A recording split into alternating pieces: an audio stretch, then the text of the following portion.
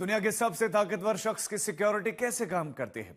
कैसे सिर्फ सेकंड्स में सीक्रेट सर्विस पोर्टस के चारों तरफ एक सुरक्षा घेरा बना लेते हैं? एक ऐसा घेरा जिसको भेद पाना नामुमकिन होता है। ये लोगों ने सिर्फ सुना ही था, लेकिन हिल्टन होटल में इसका लाइव टेलीकास्ट भी देख लिया।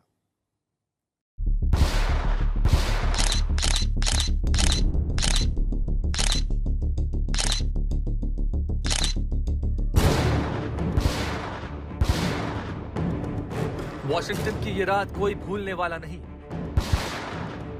जो यहां मौजूद थे वो तो कभी नहीं। गोलियों की तड़तड़ाहट ने पूरी दुनिया को चौंका दिया है।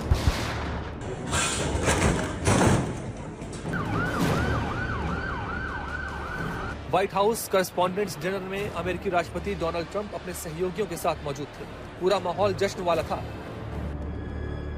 लेकिन जैसे ही गोली चली, कुछ सेकंड के अंदर एक ऐसी मशीनरी एक्टिव हो गई जिसकी ट्रेनिंग सालों तक होती है। यूनाइटेड स्टेट्स सीक्रेट सर्विस के एजेंट्स पलक झपकते ही ट्रंप को घेरे में ले लेते हैं। उन्हें मंच से हटाया जाता है। फर्स्ट लेडी मेलानिया ट्रंप को भी सुरक्षित निकाला जाता है और कुछ ही देर में हमलावर को काबू में कर लिया जाता है। लेकिन सवाल ये कि आखिर ये सीक्रेट सर्विस है क्या? दरअसल ये अमेरिका की एक खास सुरक्षा एजेंसी है जो राष्ट्रपति, उपराष्ट्रपति और पूर्व राष्ट्रपतियों की सुरक्षा करती है। साथ ही नकली नोट और साइबर फ्रॉड जैसे अपराधों की भी जांच करती है। इस एजेंसी की कहानी किसी फिल्म से कम नहीं है। इसकी शुरुआत 1865 में हुई जब अमेरिका के राष्ट्रपति थे अब्राहम लिंकन। उस वक्त देश में नकली नोटों की बाढ़ आ गई थी। कहा जाता है करीब 1/3 करेंसी नकली थी।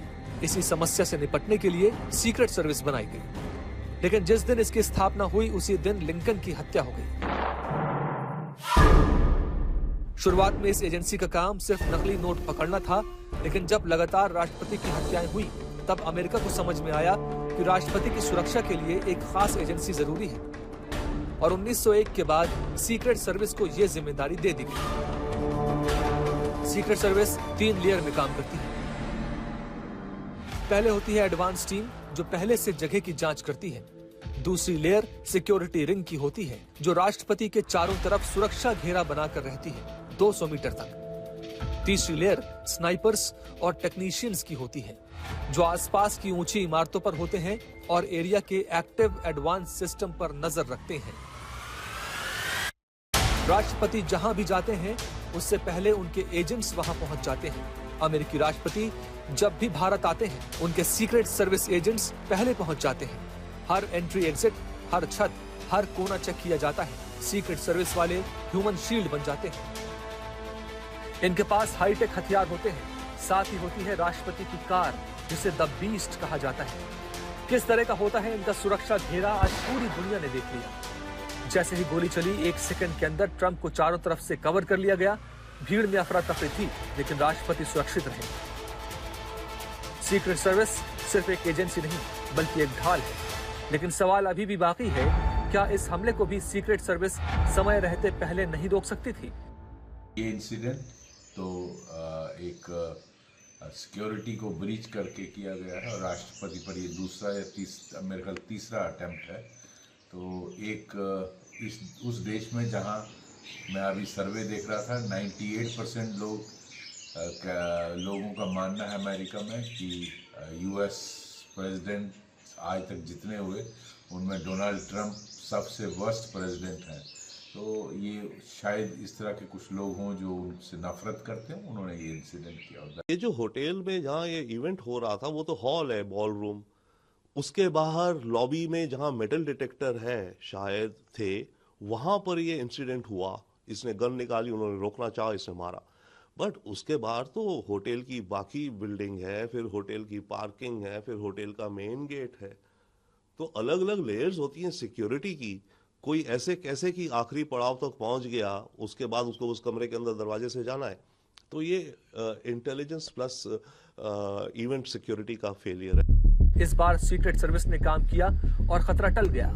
लेकिन सवाल बरकरार है कि बार बार ट्रंप पर हमले क्यों हो रहे हैं?